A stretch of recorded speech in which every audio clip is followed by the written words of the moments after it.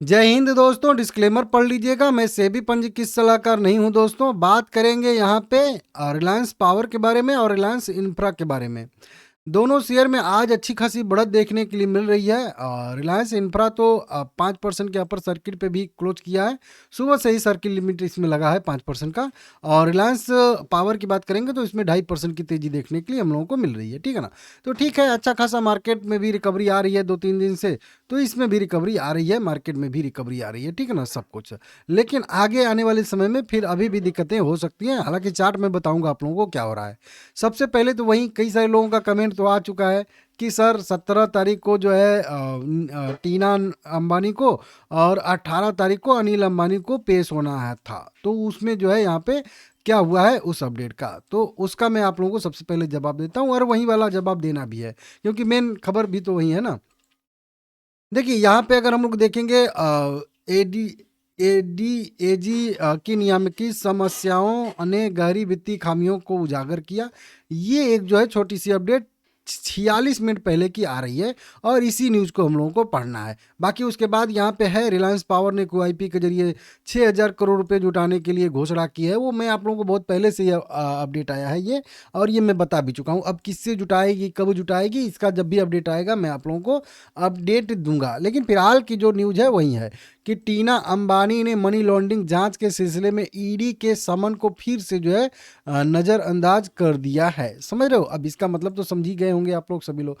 यहाँ पे भी आ रही कि टीना अंबानी लगातार दूसरी बार ईडी की मनी लॉन्ड्रिंग जांच में शामिल नहीं हुई। तो यहाँ पे ईडी ने बुलाया था जांच के लिए और यहाँ पे वो नहीं गई हैं, उपस्थित नहीं हुई हैं।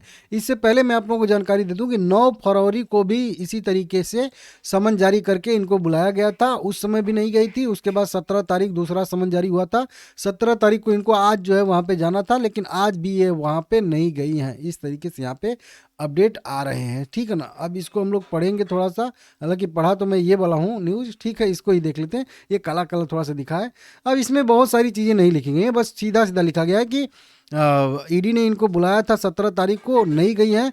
तो उससे यह थोड़ा सा मतलब संदेह उत्पन्न हो रहा है कि मतलब कुछ न कुछ इन लोगों ने गड़बड़ी किया है। क्योंकि भाई कि कोई आपको बुला रहा है कुछ भी पूछताछ करने के लिए, तो आपको वहाँ पे जाना चाहिए ना, अपना पक्ष रखना चाहिए ना। आप अपने पक्ष रखने के लिए नहीं जा रहे हैं, तो इसका मतलब है कहीं ना कहीं दिक्कत है। बस कुल मिला के इस न्यूज़ का वही सार यहीं पे है। 40,000 करोड़ रुपए की मनी लॉन्ड्रिंग में न्यूयॉर्क में एक जो है कंडोमिनियम जो है के अधिग्रहण से जुड़ी है, जो लगभग 7-7.5 करोड़ रुपए का यहाँ पे ये खरीदा गया था और ये टीना अंबानी के नाम पे खरीदा गया था। तो वहीं ईडी पूछने वाली थी कि ये पैसा वैसा कहाँ से आया है, कैसे आया है, मतलब उसका सोर्स क्या है, वो चीज़ यहाँ पे। तो ये वहाँ पे नहीं गई हैं। ठीक है ना। दूसरी बात बुलाया गया था इनको, तो वो दूसरी बार भी नहीं गई है। 17 फरवरी को दूसरी बार में भी अनुपस्थित रही हैं। ठीक है ना। अनिल अंबानी अनिल समूह एजी पर चल रही और बढ़ती हुई जांच को उजागर करता है। तो जो मतलब ईडी का सीबीआई का दबाव है वो साफ झलक रहा है और ये लोग थोड़ा सा उसमें जो है घिरते हुए नजर आ रहे हैं। इस तरीके से ये अपडेट निकल के सामने आ रहा है, समझ सकते हो आप लोग। ठीक है ना। बाकी पी रेशियो क्या है उसके बारे में बिजनेस अपडेट टाइप का यहाँ पे सब दिया गया है, तो उसको हम लोगों को जानना जरूरी नहीं है, नहीं तो बेफालतू का वीडियो बड़ा बन जाएगा। ठीक है ना। तो कुल मिला के कहने का मतलब वही है कि इनको बुलाया गया था पूछताछ के लिए, लेकिन ये यहाँ पे नहीं पहुंची हैं। तो इससे थोड़ा सा ये मतलब हो रहा है कि कहीं ना कहीं थोड़ा सा हो सकता है कि शायद ये लोग दिक्कतें की होंगी। ठीक है ना, इस तरीके से। तो देखते हैं अब अगला फिर से इनको जो है वहीं आ रहा है कि एक नया समन जारी किया जाएगा जल्द ही। मतलब अधिकारियों ने कहा है कि जल्द ही नया समन जारी किया गया। एक 9 फरवरी को था, एक ये 17 फरवरी को हाजिर होना था। अब एक फिर से कोई समन जारी होगा तो वो जो है उसमें भी कोई एक डेट दिया जाएगा और फिर उस डेट पे इनको जो है उपस्थित रहना पड़ेगा। ठीक है ना। एजेंसी के अनुसार संलग्न दस्तावेज Reliance home, Reliance commercial home finance limited, कथित यस बैंक धोखाधड़ी मामले में रिलायंस कम्युनिकेशन लिमिटेड बैंक धोखाधड़ी मामले से संबंधित है। तो अब देखते हैं। ईडी ने Reliance communication, Reliance power work की सभी लोगों की लगभग 12,000 करोड़ रुपए की संपत्तियों को जब्त कर लिया है। पहले से ही ये आप लोगों को अपडेट पता है, ठीक है ना। इस तरीके से यहाँ पे है। एजेंसी ने Reliance communication, Reliance home, Reliance finance और रिलायंस इंफ्रा सभी कंपनियों द्वारा जो है सार्वजनिक धन के धोखाधड़ी पूर्व दुरुपयोग का आरोप लगाया है। इस तरीके से यहाँ पे अपडेट आ रहा है। तो वही है, कुछ खास नहीं है, बस उतना ही है कि बुलाया गया था, नहीं गई हैं। इससे थोड़ा सा जो है दिक्कतें हो रही हैं कि क्या मैटर है, क्यों नहीं जा रही हैं, ये थोड़ा संदेह हो रहा है। बाकी फिर से इनको जो है समन भेजा जाएगा। अभी गिरफ्तारी उफ्तारी वाली वैसा तो कोई मतलब सिस्टम नहीं है, क्योंकि अभी कई बार समन जारी किया जाएगा, समझ रहे हो, 1 बार 2 बार 5 बार 10 बार, तब कहीं जाके एकदम जो है जो वारंट इशू होता है उस टाइप का होगा, फिर ज़बरदस्ती पकड़ के लाया जाता है। तो अभी उतना तक मैटर नहीं पहुंचा है, लेकिन फिर भी ठीक है। रिलायंस इंफ्रा में 26 लाख इक्विटी शेयर 25 करोड़ रुपए में बाय सेल हुए हैं, और सुबह से ही कह लीजिए 10 बजे से ही 11 बजे से ही शेयर सर्किट में है, तो थोड़ा सा पॉजिटिव आज था यह शेयर। अब चार्ट पे अगर देखेंगे तो चार्ट पे बिल्कुल लोएस्ट लेवल से रिकवरी इसमें आ रही है, तो ठीक है। शेयर कितना गिरेगा भाई, गिरते गिरते भी तो वो हो जाता है ना कि अब कितना गिरेगा, लेकिन फिर भी मेरा अभी भी विश्वास इस पे नहीं है, क्योंकि ये बहुत ज़्यादा निगेटिव है। हाँ, यहाँ से मैं अपने अनुभव के साथ बता सकता हूँ कि 144 तक की इसमें जो है एक रिकवरी आ सकती है, क्योंकि यही वाला हम लोगों का सपोर्ट था।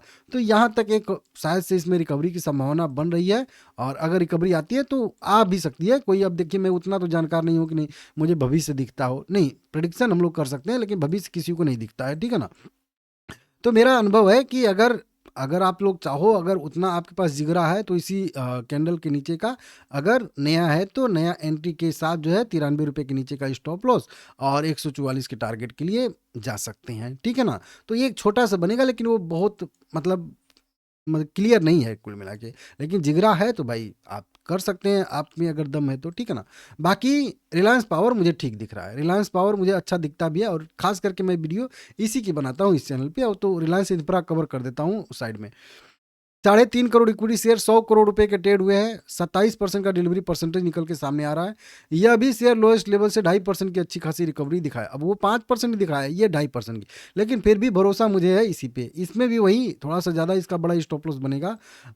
अगर करेंट पे देखेंगे तो यहाँ पे 6.5-7% के नीचे का स्टॉप लॉस बनेगा, तो 25 रुपये के नीचे का स्टॉप लॉस रहेगा इसमें, और 32 रुपये का फिलहाल में यहाँ से भी वो पुल बैक एक दिखा सकता है, ठीक है ना। उधर वो 144 और इधर ये 32 रुपये, ये एक पुल बैक की संभावना है। जाएगा नहीं जाएगा भाई मुझे नहीं पता है, ये आप लोग ध्यान दीजिएगा, ठीक है ना। बाकी वीडियो पसंद आया है तो लाइक करिएगा सभी लोग, ठीक है ना। हाँ, कल कल फिर से जो है, कल अनिल अंबानी को जाना है, ठीक है ना, 18 तारीख को। अब देखते हैं वो जाते हैं कि नहीं जाते हैं, ठीक है ना।